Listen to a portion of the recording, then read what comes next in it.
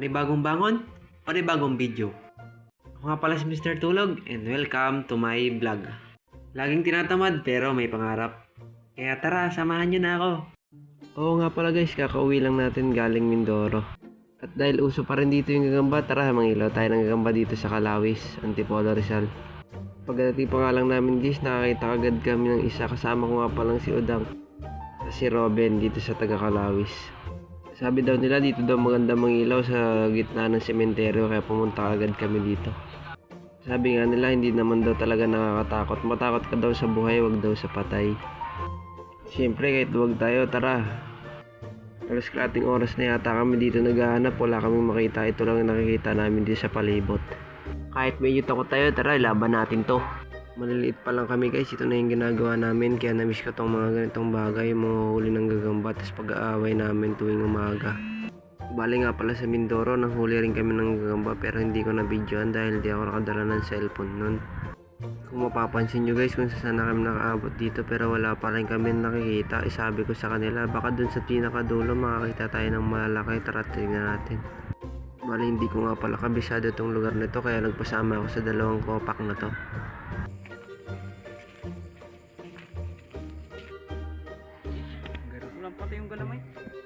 Dito nga pala guys, hindi gagambay nakita namin kundi ibon. Ano kaya ang ibon to? Hindi namin alam to guys. Paki-comment nga dito guys kung anong ibon to sa inyo guys.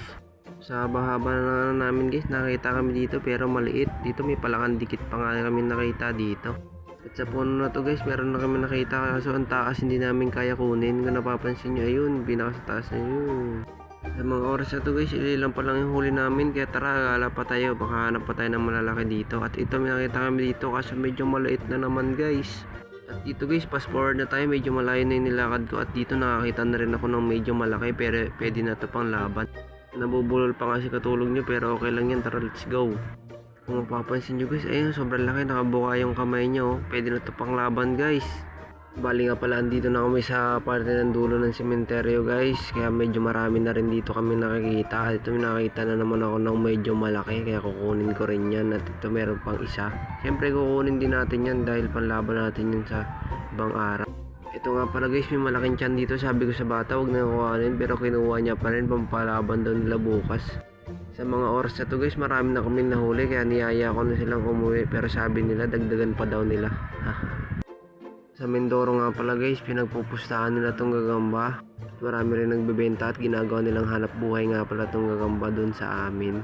Pero dito sa Calawis, Antipolo, pinaglalaroan lang namin tong gagamba. Kung mapapansin nyo guys, halos puno na yung lalagyanan namin, pero sige pa rin sila nakuha ng kuha kahit medyo maliliit. At salamat nga pala sa dalawang tukmol na to na sumama sa akin. Isang yaya ko lang, tara agad sila.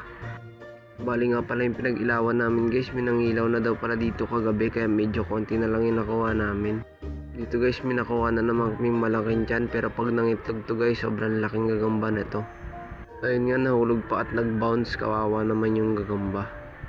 At dito guys, medyo nagulat ako dahil nakita kong ahas, kaya nakakatakot din mangilaw ng gagamba sa gabi. Kaya sa mahilig mangilaw ng gagamba dyan, ingat na lang kayo sa gabi, baka kayo makasagupa din ng ahas o matuklaw kayo, mag-ingat kayo. Hanggang dito na lang tayo guys, kaya maraming salamat nga pala sa pagsama at sa walang kwentang content na ginawa namin ngayong gabi. Kaya mabuhay sa inyo at maraming salamat nga pala sa panonood. Bye bye!